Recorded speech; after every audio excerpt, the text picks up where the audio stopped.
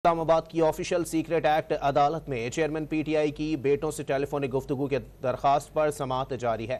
PTI वकील ने chairman PTI को अडियाला जेल मुंतकिली की दायर दरखास्त पर गलती का एतराफ़ कर लिया। जज अबू अल हसनात जुल्करनैन ने भी अटक की निस्बत अडियाला जेल में हालात साजगार ना होने का एतराफ़ किया। मज़ीद जानते हैं डॉन न्यूज़ के नुमाइंदे उमर बर्नी से। उमर, समाअत के हवाले से आगाह कीजिएगा। जी देखें, आज चेयरमैन पीटीआई की जानिब से एक बार फिर बेटों से टेलीफोनिक मुलाकात करवाने के लिए एक नई दरख्वास्त जो है वो ऑफिशियल सीक्रेट एक्ट अदालत में दायर की गई है।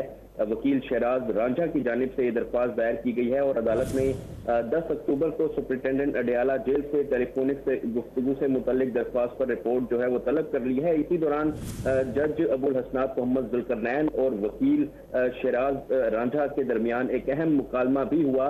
वकील शहराज रांझा ने यह एतराफ़ किया कि चेयरमैन पीटीआई को अटक जेल से अडियाला जेल मुंतकिल करने की दरख्वास्त दायर करनी ही नहीं चाहिए थी। अटक जेल में माहौल जो था वो बेहतर था, ताहम अडियाला जेल के हालात जो हैं वो काफी साजगार हैं। जज अबुल हसनात मोहम्मद जुल्करनैन ने यह भी कहा कि अडियाला जेल में 2200 मुल्जिमान की गुंजाइश है, लेकिन 7000 जो अफराद हैं उनको कैद किया हुआ है। दर्जन मुर्गियों के दड़बे में 32 मुर्गियां होंगी तो क्या हालात होंगे।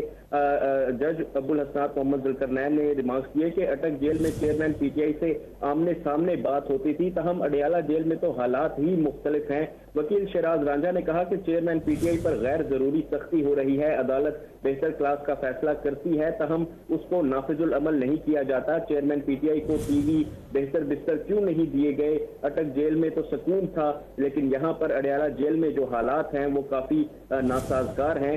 जज अबुल हसनात मोहम्मद जुल्करनैन ने यह रिमार्क्स दिए कि मैंने अटक जेल में लाइब्रेरी, वर्जिश, अखबार की सहूलियात चेयरमैन पीटीआई को दी थी। जेल मुंतकली का खामखा तमाशा बनाया गया। अडियाला जेल में कोई कहानी ही नहीं, इस तरह की फैसिलिटीज जो हैं वो मैसर ही नहीं कि उनको फराहम की जाए। तो एक अहम मुकालमा जो है वो अदालत के जज और चेयरमैन पीटीआई के वकील के दरमियान जो है वो सामने आया है। जी बहुत शुक्रिया उमर बर्नी अपडेट करने के लिए।